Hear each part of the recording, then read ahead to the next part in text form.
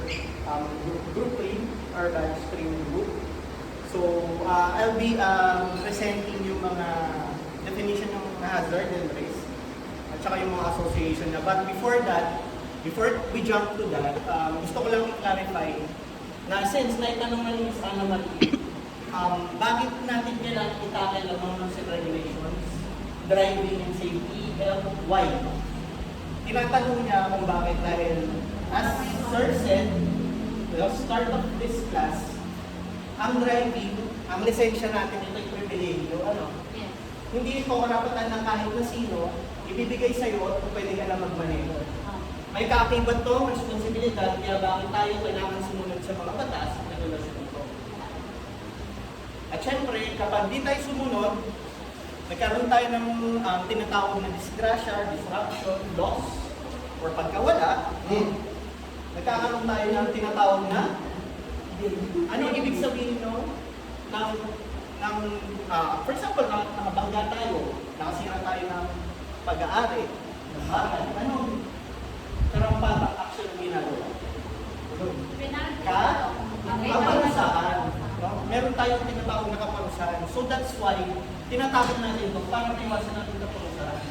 No? Lahat ng action natin is, merong cost, at lahat naman yun na tayo na bibigay naman na rason kung bakit tayo nagkakaroon ng mga act na to.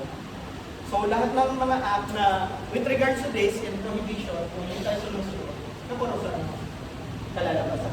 So next slide please.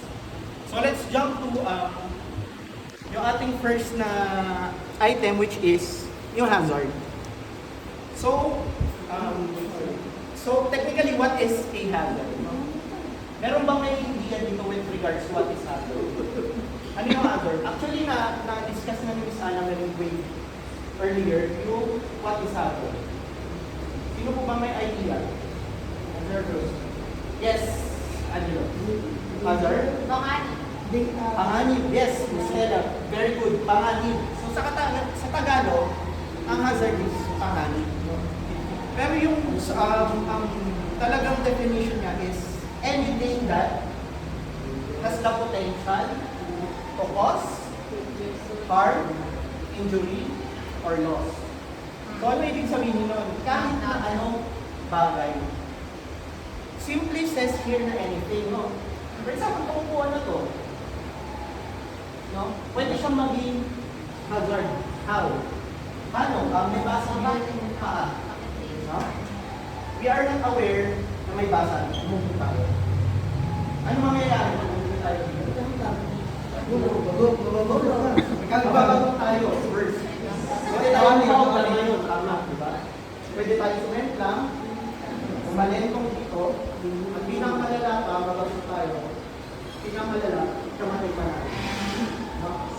So, ang hazard is technically kahit na anong bagay na magdudulot na panganib sa atin na maaaring magdulot na sakit, diba? Injury or kawalan sa atin. So that is hazard. So risk. Ano yung risk? What is a risk? So meron dito question, what is a risk?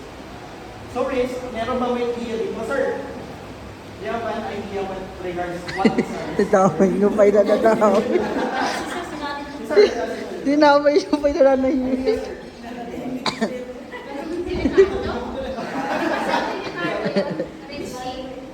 This is tungkol sa mga negosyo, diba? May tinatawag ng mga risk takers. Yes, sir. So, pag sinabing risk, parang something to delikado. Parang something to delikado. Or alanganin yung mga kalsadang madadaanan. Kaya kailangan i-prevent kung ano pwede i-prevent dun sa kalsada na yun. Possible mangyayari. So tama yung sinabi ni sir. It is something. No? It is something. Unlike ng hazard, it is anything.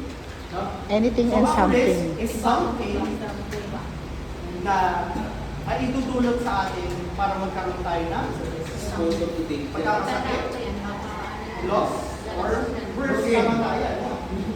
So, to put it Anything and simply, something. no, To put it simply, maaari natin i-define tong dalawa na ito in connection sa kanilang dalawa.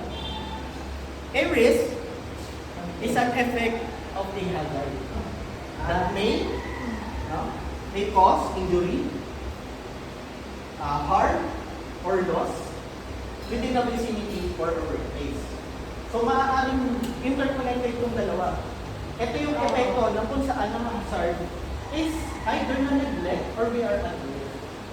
So for example, yung magandang example na binigay ko yung kanina, may bali kong paan ng upuan. Pumasok tayo, wow, masaya-saya natin. Binumupo ako. Yung alam na may nasimpla. A hazard is pwede na tayong maging aware, hindi natin alam or maaaring alam natin. So pag upo ko unaware, naging risk na siya. Risk of hitting my head on the floor or bumalintong ako, causing to injury or worse death. So yun ang connection ng dalawa na ito. So next. Okay.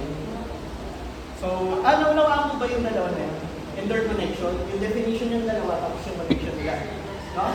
So, to put it simply, a hazard can cause a risk, and a risk is the effect of a hazard. So, interconnected sila. So, let's jump to hazardous exposure. So, what is a hazardous exposure? Nakasaludan na yung inabos. Hazardous exposure is,